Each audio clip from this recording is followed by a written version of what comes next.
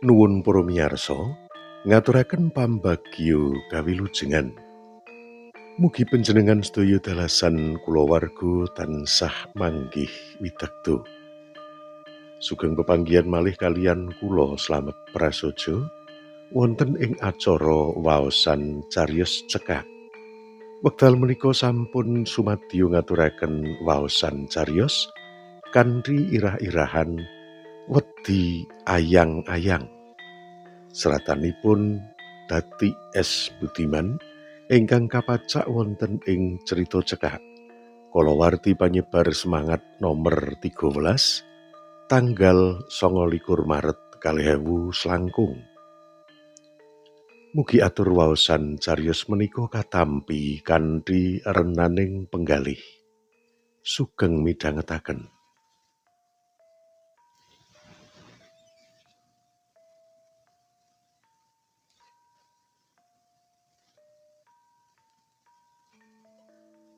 Yen nelusuri riwayat uripe, bapake mbiyen pancen seniman tulen. Kaseran Jokarta. Bapake Suwardi kuwi jaman isih urip kondhang tukang jaranan, main ludruk, wayang uwong lan ketoprak.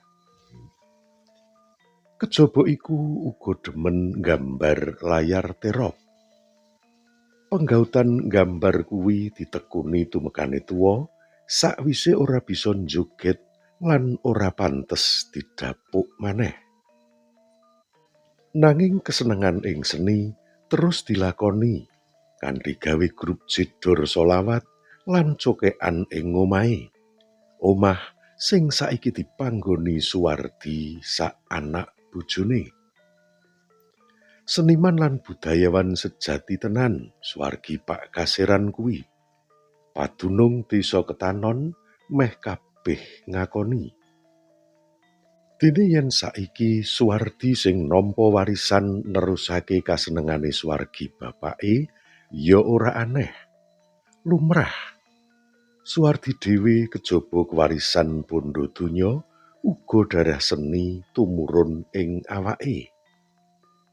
Jejere guru ing Reja Agung, dheweke uga seneng gawe acara tontonan kesenian tradisional ing sekolahane.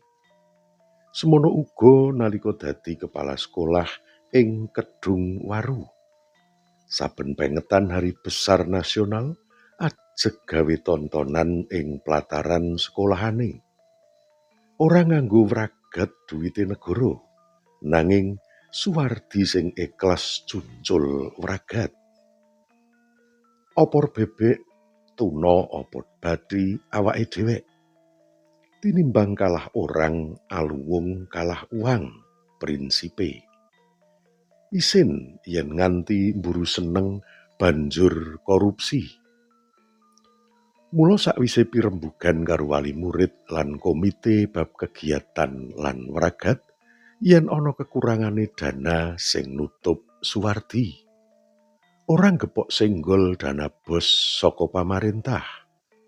Bab iki sing ndadekake warga sekolah lan atasane ing kantor Diknas Kecamatan seneng banget. Patang sasi kepungkur Suwardi duwe angen-angen seje. Ora gegayutan karo kegiatan sekolahan. Nalare tansaya jembar. Wis wayahe mikirake bumi tanah kelairane. Dheweke rumangsa eman lan nelangsa yen seni jaranan ing desane cures. Ing kamangka jaman cilikane nganti nom-nomane nalika Suwardi bapake isih sugeng kae, neng desane ana 2 grup jaranan Jawa lan 2 grup jaranan Senterewe. Salah sijine jaranan Jawa aran Pakumpulan Krida Turangga Jawa kuwi sing mandhegani bapake. Saiki Suwardi ngancik umur setengah abad. Kok siji wae wis ora ana grup jaranan sing urip. Nguncule mung sepisan jroning setaun ing sasi Agustus. Dina-dina candhake bar tanpa ana swara gong kenong maneh. Jaran kepang, barongan, celengan, pentul tembem, kendhang lan kenong kempul ngandhang ing omahe Suwita Pitik.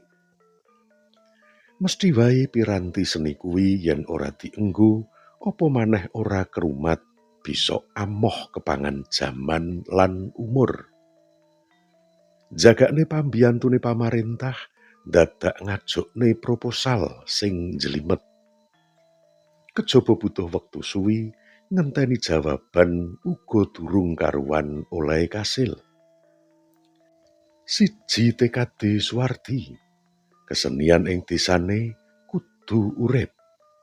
Yen dudu wong gendeng marang seni, salah sijine kaya Swargi Kaseran Jokarta, tangeh lamun bisane nguripi. Yen wong alok wae pirang-pirang, ning yen dikon urunan tombok palah mingkem cep klakep. Rewa-rewa ora ngerti, sluman-slumun slamet nyingkrii. Ngono ritek ngalih sambi ngetokke ukara sing nyelekit. Salahe jedot, sapa ngakon nguri-uri kesenian kuno sing ora ngrejekeni.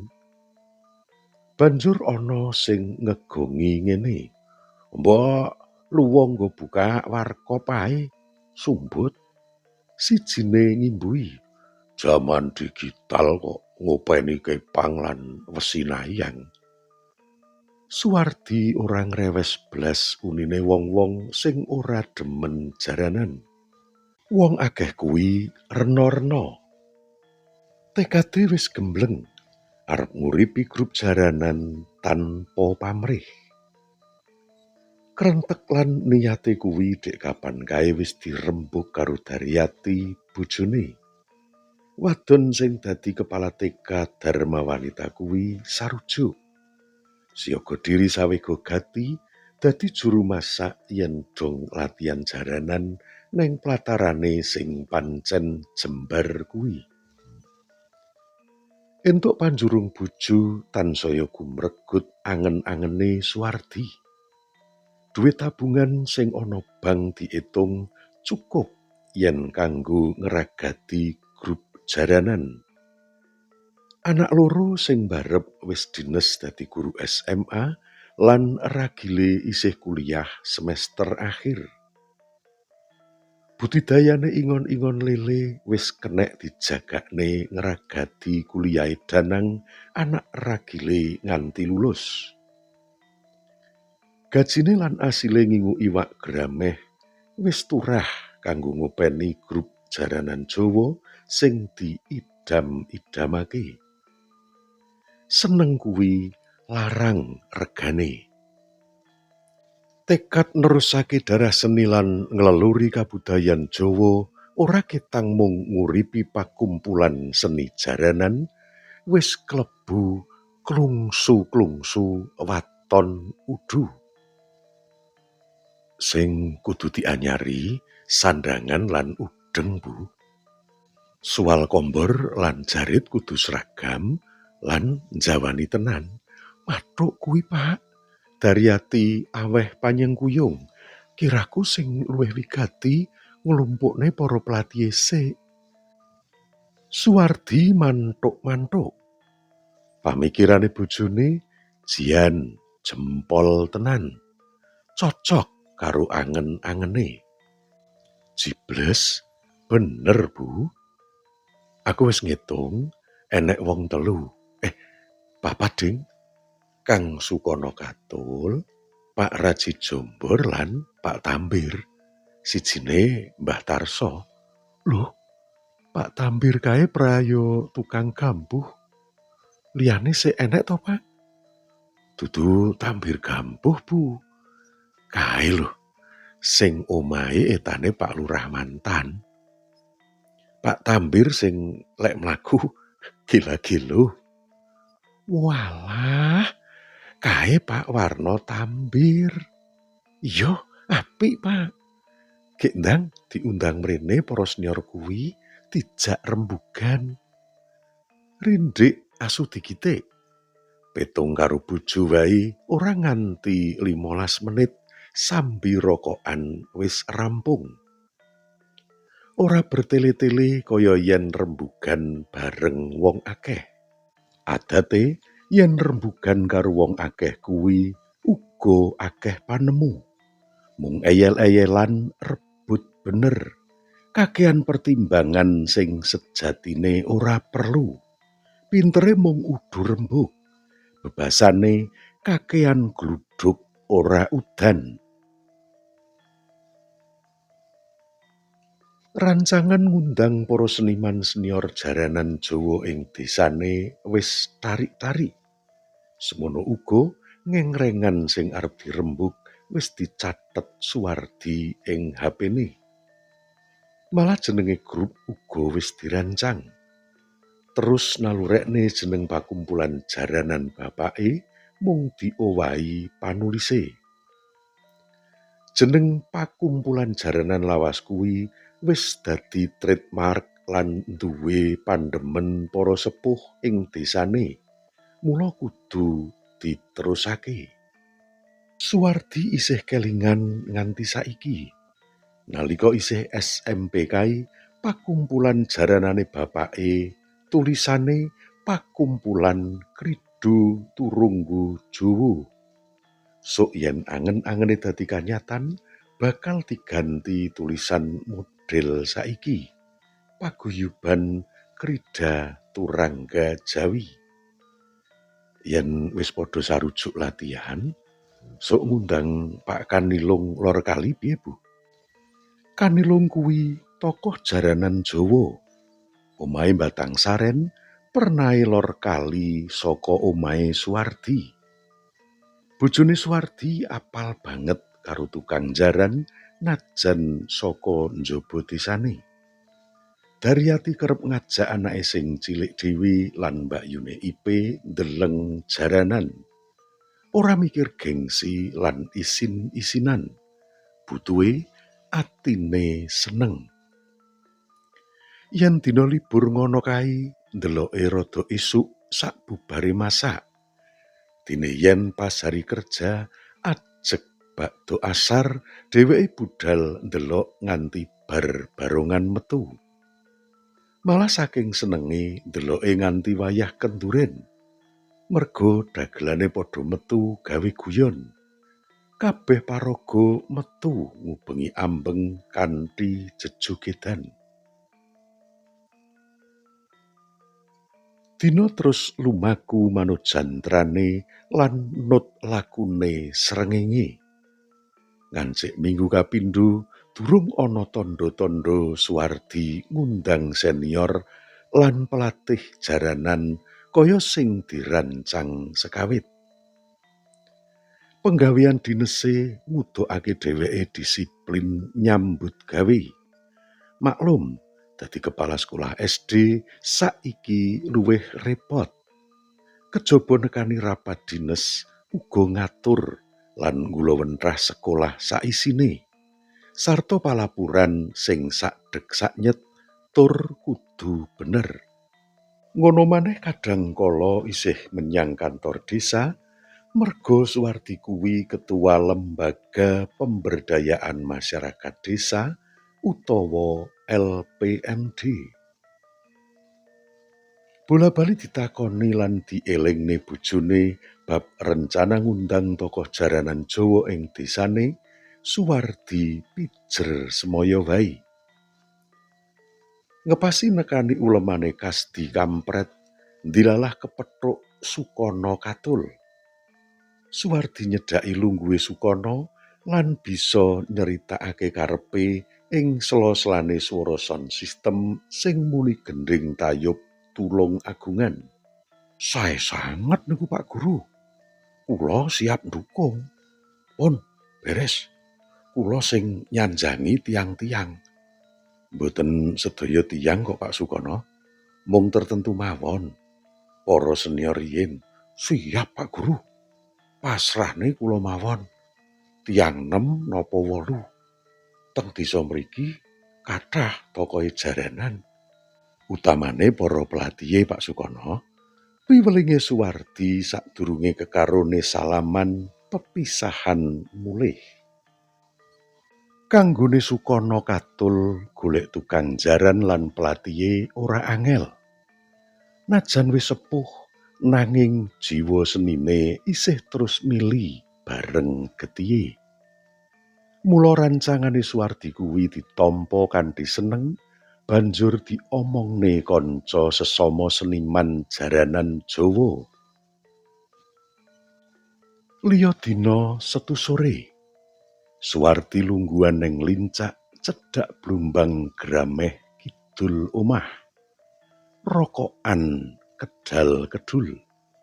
Mat banget ayake. Ketekan Mbah Tarso, pelatih lan tukang ngendang jaranan. Sawise bagi binagi banjur lungguhan ing lincak kono jagongan.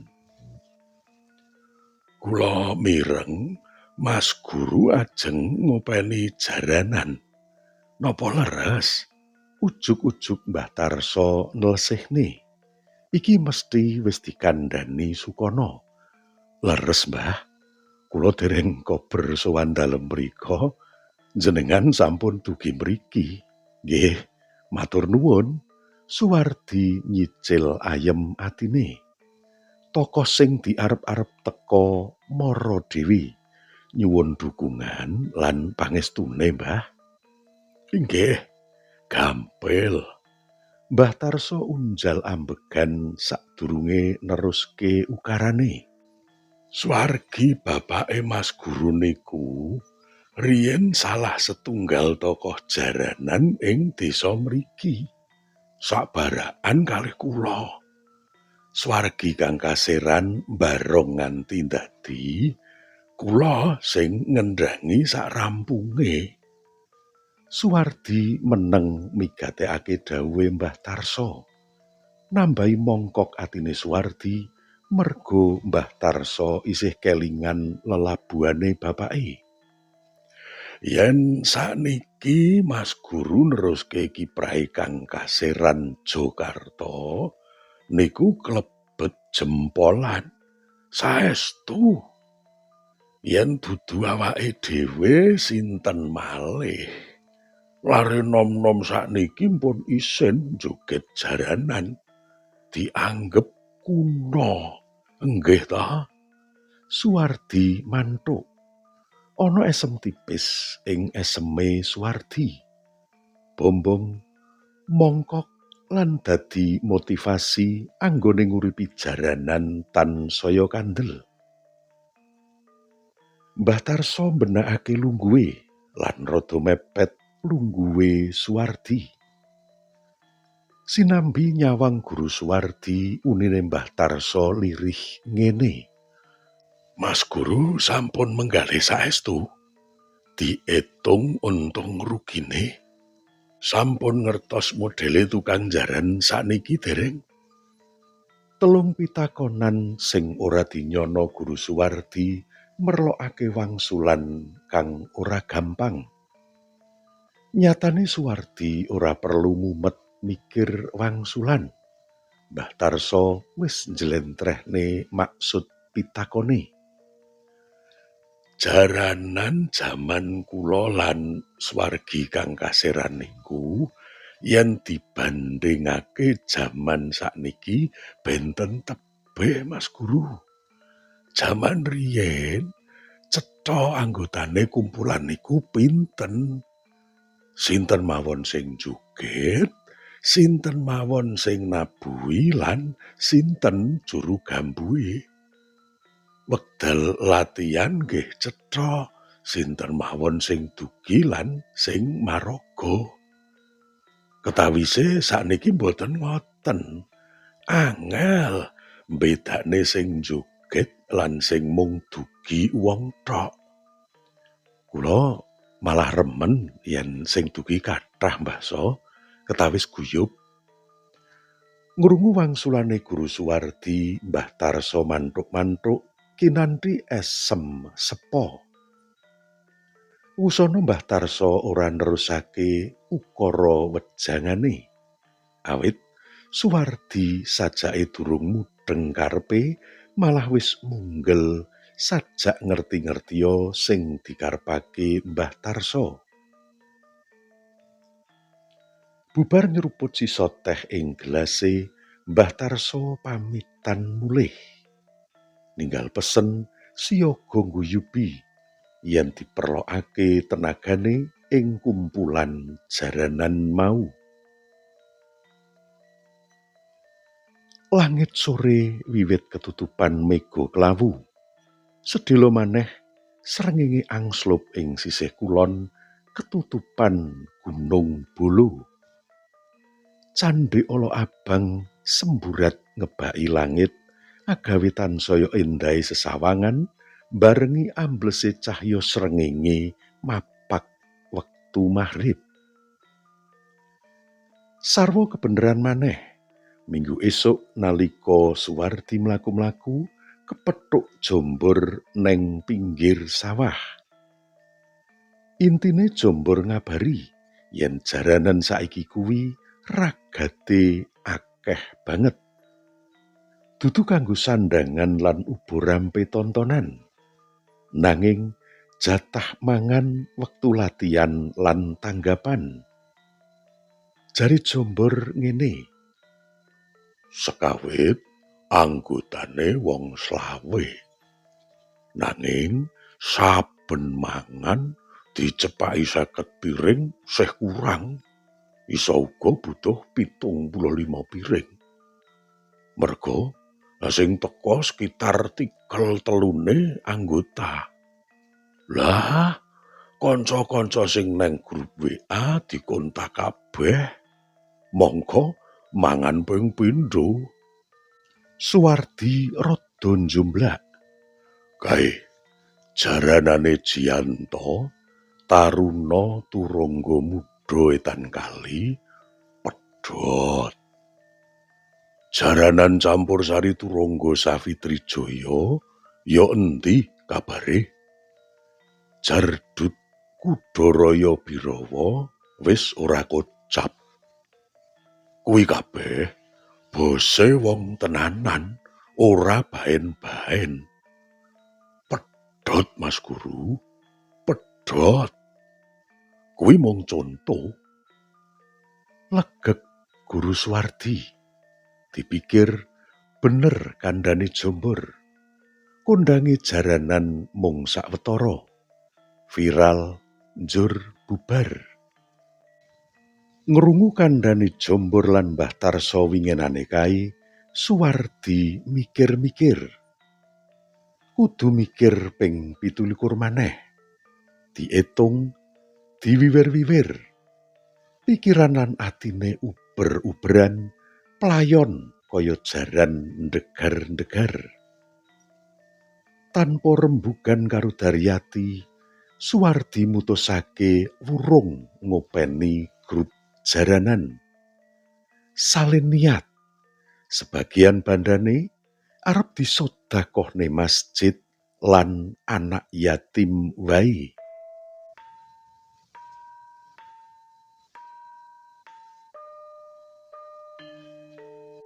Mekaten menggah pungkasaning cariyos kanthi irah-irahan wedi ayang-ayang. Seratanipun Datik S. Budiman ingkang kapethik saking cerita cekak kalawarti panyebar semangat nomor 13 tanggal 29 Maret 2019. Mugi atur waosan cariyos menika saged dados panglipur sawetawis.